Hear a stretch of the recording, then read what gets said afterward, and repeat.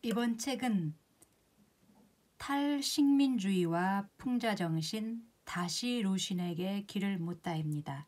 지은이는 김태만입니다. 저번에 이어 이번에도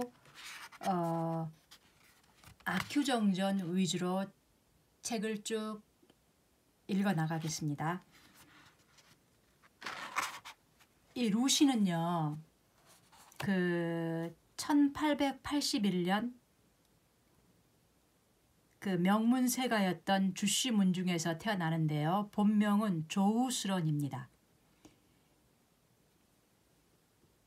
이때가 봉건 2000년 역사가 마감되어 가고 있던 때인데요. 우리가 알고 있던 아편전쟁, 1차 아편전쟁이 1840년에서 42년이었고요. 그 다음에 2차 아편전쟁이 1856년에서 1860년이었으니까 그 이후에 태어났거든요. 그리고 청나라 마지막 황제 푸이 선통제가 1908년에 즉위하고 3살 때요. 그리고 3년도 못 돼서 1911년에 신해혁명이 일어나죠. 그러니까 상당히 격동기의 시대를 산 사람입니다. 그리고 만주전쟁이 1931년에 있었고, 그 다음에 이 사람이 1936년에 죽거든요. 그런데 1937년에 또 중일전쟁이 일어나고, 그러니까 이 사람이 산 이 시대가요, 이렇게 중국의 엄청난 격동기의 이 시간이었다는 거, 이거를 알고서 읽으면은 이 사람의 작품을 이해하는 데 훨씬 도움이 되는 것 같습니다. 자, 이때 중국은 이 몰락하기 직전에 이 봉건 왕조가 그나마 이 서구의 열강에 이리저리 얻어맞아 더 이상 회복할 수 없는 지경에 이른 상태. 자, 그래서 이 봉건적 질서는 더 이상 중국을 지탱해 나갈 절대 권위가 아니었고, 서구의 힘은 중국의 붕괴를 앞당기는 결정적 충격을 가하는, 그러면서 자신의 집안도요, 이때 몰락해 갑니다. 비싼 약을 구하기 위해서 매일매일 전당포와 약방을 들락거렸다고 하는데요. 그러한 노력에도 아버지가 사망하자 이 가세는 더욱 기울게 되고요. 그리고 이 루시는 이 신식 교육을 찾아 난징으로 떠납니다.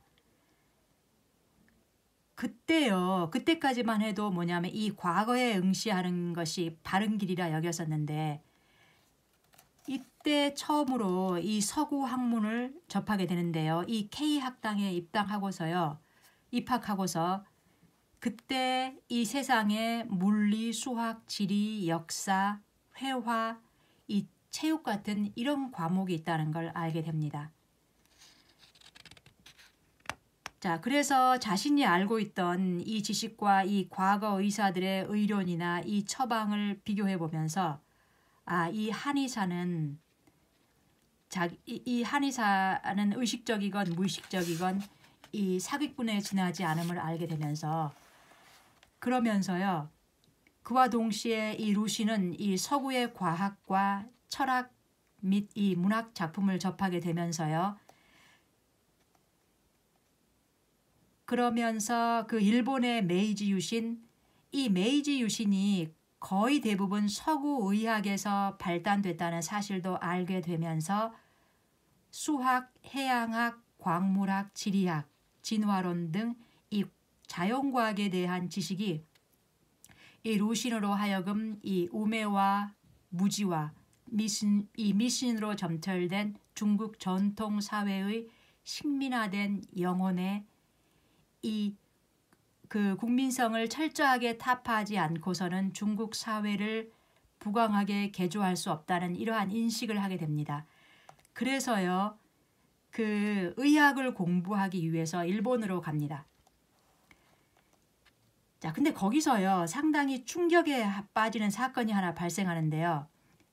이 후지노 선생의 강의 시간이었는데요. 이 후지노 선생은 상당히 이 루신을 아꼈다고 하는데요. 그때요 어떤 환등기의 어떤 장면 하나를 보게 됩니다. 그 장면은 어떤 것이었냐면요. 그 러일 전쟁 후에 러일 전쟁이 그 1904년에서 1905년이었고요. 그때 그 전쟁 후에서 만주를 점령한 이 일본군에게 스파이라는 누명으로 무고하게 총살당하는 동포의 절규를 멍하니 구경하고 있는 이 중국인의 모습이 담긴 이 슬라이드 한 장이었습니다. 이 장면을 보면서요. 일본 학생들은 이 애국심에 불타서 만세를 외쳤고요. 그런데 자기가 지금 의학 공부를 하러 일본으로 왔잖아요. 이 사진 한 장을 보면서 그는 어떠한 결심을 하게 되냐면요.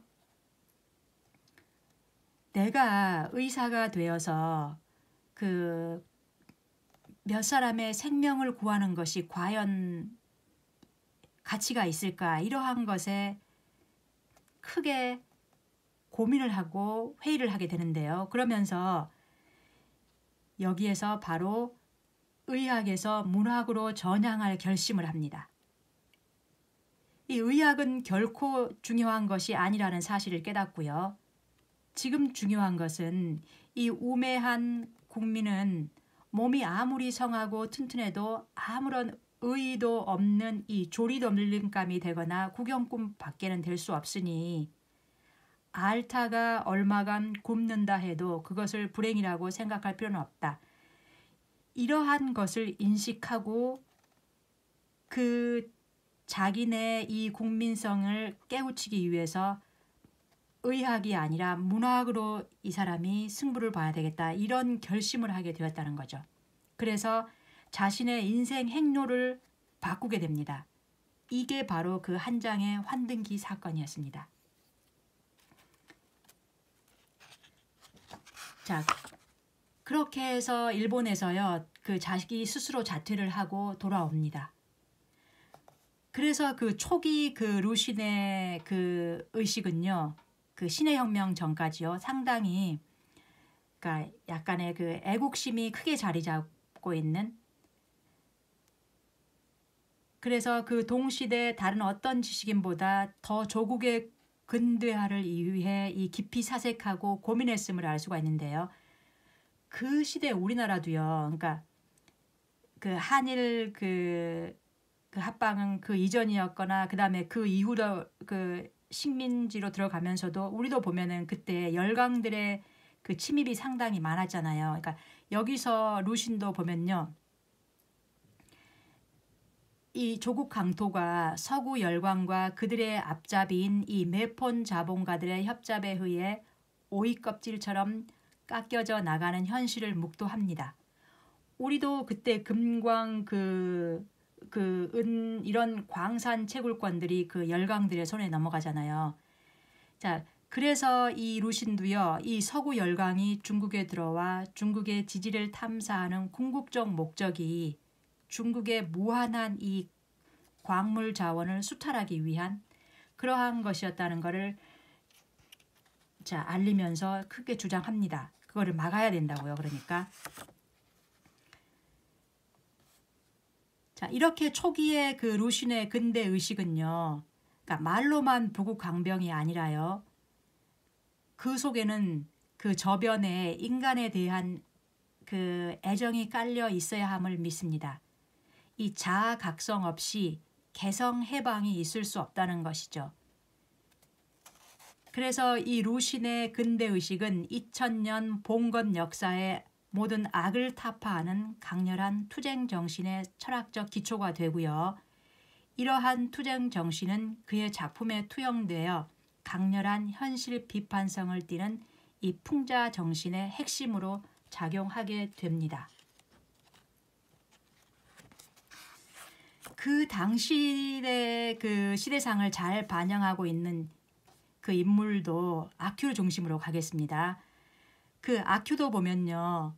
그 암담한 사회 현실 속에서 전전긍긍하거나 고통받다가 마침내 파멸에 이르고 마는 사람들의 형상이지만 그들 자신에게는 하등의 죄가 없습니다. 아큐도 보면은 자신의 죄가 뭔지 모르죠. 자기 자신이 어느 날 밤에 끌려갔는데 내가 왜 끌려가는지, 내가 무슨 죄인지도 모릅니다. 이 그들이 처한 신분 환경이야 각기 다르다 하더라도 하나의 공통점을 지니고 있는데요. 냉혹한 현실에 던져진 존재라는 점이고, 주변의 사람들이 하나같이 그들을 차갑고 잔혹하게 대하는 인정머리 없는 인간들이라는 점이죠. 그들의 일생 또한 유달리 황량해 결국 그의 전반 생이 암담과 공허라는 결론을 외치게 만들었습니다. 이게 당시 루신의 참모습이었고 중국의 진면목이라는 것이죠. 자, 그러면 나는 어떻게 소설을 쓰게 됐는가에서요. 그 루신은 초창기는요, 이 창작하고 싶다는 생각은 없었고요. 오히려요, 그 중국의 암울한 현실을 타파하는 데 일조하기 위해서 다른 작품을 소개하고 번역하는 데 주의를 기울였다고 합니다. 그래서 그러한 그 서구 작가 가운데 그가 애독했던 그것이 바로 러시아의 고골리였고요.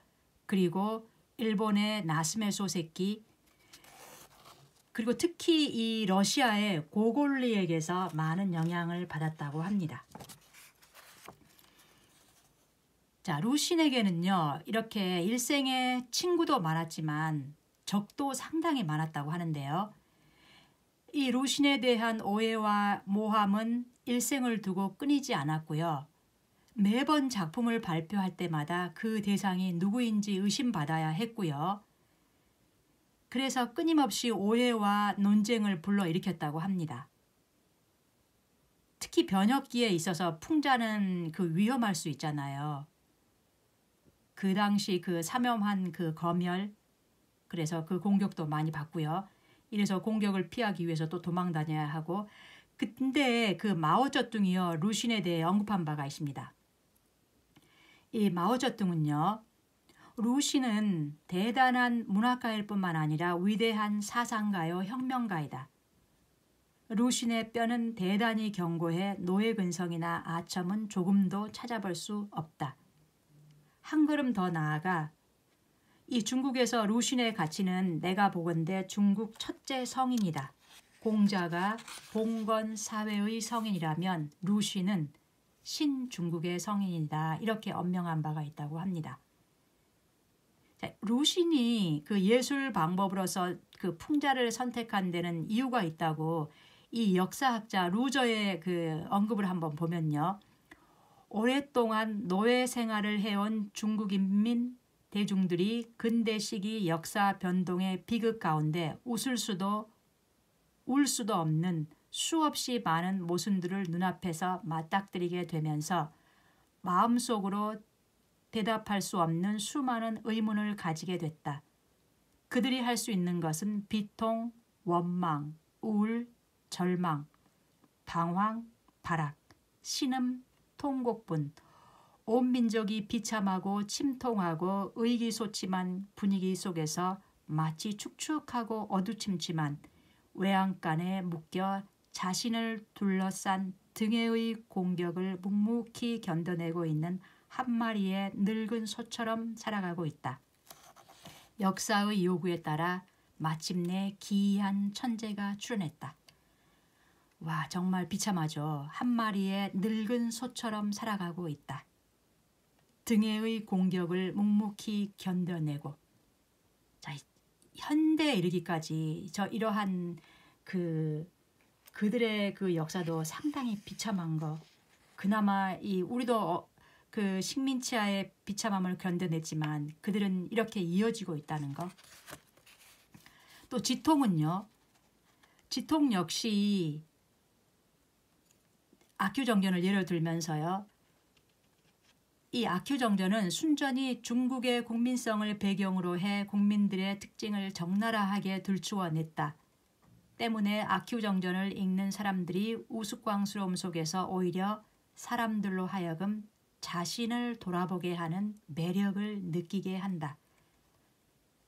이 풍자의 목적이 사람들로 하여금 자신을 되돌아보면서 성찰하게 하는 것이라고 언급하고 있습니다. 저도 이걸 보면서요, 갖게 되는 자아도취나 정신승리, 자기합리화 이러한 것들을 나도 가지고 있음을 저도 돌아보면서 성찰하게 되는 이러한 것에 저도 크게 동의했습니다. 자, 다시 한번 이 정리해 보면요. 초기 루시는요. 이 중국의 근대화를 위한 이 애국적 정서가 짙게 밴 학술성 논문류를 발표했고요. 그리고 이제 1919년 우리가 3.1운동을 겪었고 그들이 그 이후 5.4운동을 하죠. 이 5.4운동 전후에서는 이 소설 창작에 전념하는데 이때 바로 과거의 꿈에 대한 기록으로서 봉건의 실체를 드러내 보여주면서 국민성 개조를 위한 지식인의 고뇌와 좌절 등을 풍자하고요.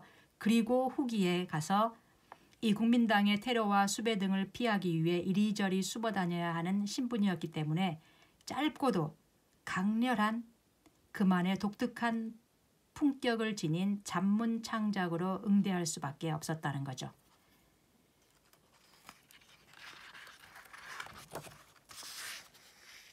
자, 이 루신의 이 가장 대표적인 캐릭터가 바로 그 캐릭터의 한 명이 바로 이 아큐거든요.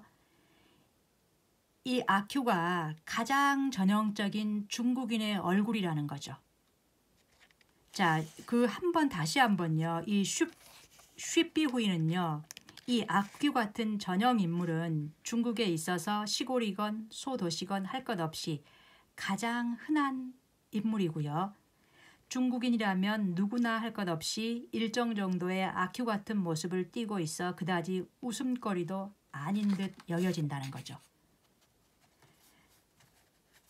자, 아주 심하고 혹독하게 이어나갑니다. 아큐에게는 중국인이라면 누구나 지니고 있는 정신 상태와 성격과 태도가 응결되어 있고 황제에게서 개에 이르기까지의 정신 상태나 성격, 신봉하는 이념 등등이 중국의 한 농민의 신상에 뭉쳐져 찬란한 꽃무더기를 피운다.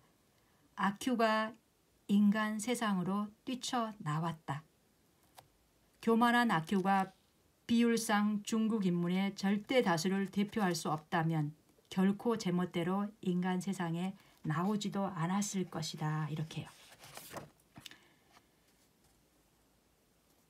자, 그래서 아큐는 계명하지 못한 채 혼돈 상태로 존재하는 암담하고 무능한 인물의 전형이면서 환경에 맞서 대항하지도 못하는 고루한 포로일 뿐이라는 거죠. 자, 그래서 아큐가 자기가 잡혀와서 자기가 재판을 계속 할 때마다 항상 무슨 할 말이 없느냐 했을 때 할 말이 없습니다. 자, 전혀 대항하지 못하죠. 항거하지도 못하고요. 그러면서 자기가 왜 죽는지도 모르고 그렇게 아큐는 죽습니다. 자, 루시는요, 1936년 폐병으로 생을 마감하는데요. 그가 남긴 유언이 17가지가 있는데 한번 보면요. 자, 그리고 그때 그에게는 한때 제자였던 그 아내 슈강핑에게서 50살에 얻은 아들 조우하잉이 있었는데 그들을 두고 그는 마지막 생을 마감합니다. 1936년 10월이었죠. 자, 그 7가지의 유언을 한번 보면요. 장례식에 참석한 누구에게서든지 돈 한 푼 받지 말라. 그러나 오랜 벗의 것은 예외다. 속히 입관하고 매장해버려라. 그 어떤 기념행사도 치르지 말라. 나를 잊고 자기 생활을 돌보라. 그렇게 하지 않는다면 참으로 얼빠진 사람이다. 아이가 커서 재간이 없다면 절대로 실속 없는 문학가나 미술가로 만들지 말고 다른 자그마한 일을 하며 살아가게 하라. 다른 사람이 당신에게 무엇인가 주겠다고 하는 것을 고지 듣지 말라. 남을 손상시켜 놓고도 오히려 보복을 반대하고 관용을 주장하는 자들과는 절대로 가까이 하지 말라. 자, 이 저자 김태만은 우리 안에 악효를 털어내기 위하여 이렇게 책을 끝마칩니다. 자, 루시는 상당히 많은 그 어록을 남겼는데요. 그 중에 하나요. 사람은 영원히 꿈을 쫓는 자이다. 깊은 밤 사람은 꿈을 꾼다. 그러나 대낮에 훨씬 더 아름다운 꿈을 꿀 수 있다. 네, 끝까지 들어주셔서 고맙습니다.